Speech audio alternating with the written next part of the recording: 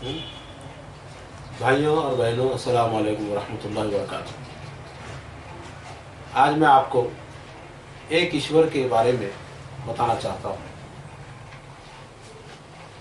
हम ईश्वर में तो विश्वास रखते हैं, ईश्वर में यकीन रखते हैं, ईश्वर में गहरी निष्ठा रखते हैं, लेकिन ईश्वर के साथ साथ हमारे पास बहुत से लोग ये समझते हैं कि ईश्वर ने किसी को अपना भागीदार बनाया है, ईश्वर ने किसी को अपना पार्टनर बना लिया है।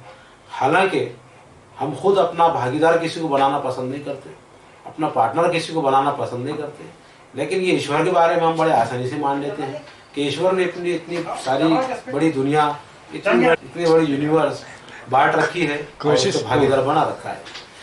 और ईश्वर ने कुरान मजीद में बहुत अच्छा उदाहरण दिया है। ईश्वर ने कहा है कि देखो, तुम में से एक नौकर वो है जिसका एक मालिक है और एक नौकर वो है जिसके बहुत से मालिक है। तो बताओ सबसे अच्छा और सबसे मजे में सबसे सही नौकर कौन है? तो कुरान ने खुद जवाब दिया, कहता है कि वही नौकर जो इसका एक ही मालिक है। एक ही मालिक जिसका हो वही सबसे ज़्यादा खुश रहेगा, वही सबसे ज़्यादा माकूल और लॉजिक बात उसके अंदर नजर आती है। फिर ईश्वर ने एक और उदाहरण कुरान मजीद में ये भी दिया है, क्योंकि कुरान मजीद खुद ईश्वर का कलाम में ईश्वर ने कहा है कि क्या तुम ये बात पसंद करते हो कि तुमको जो हमने माल दौलत दिया है, उस प्रॉपर्टी में, उस माल दौलत, उस संपत्ति में तुम अपने किसी नौकर या सेवक को अपना भागीदार बना लो? नहीं ना।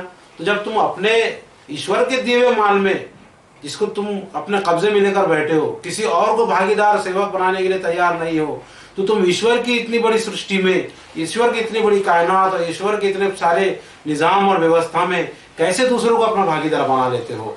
भाइयों, इस पर गौर करने की बात है। एक ईश्वर है, वही सारी दुनिया को चलाने वाला है, उसी ने हमें पैदा किया है।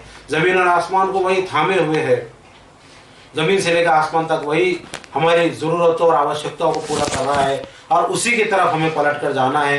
एक दिन आएगा जिस दिन हम सबको जमा करेगा और वो सवाल करेगा कि तुमने मुझे जाना था या नहीं। एक जाना था और एक जानकर तुमने उसे पहचाना था और उसकी भक्ति की थी या नहीं की थी। इतना ही कहकर मैं अपनी ये बात ख़त्म करना चाहता हूँ। खुदा हाफिज़।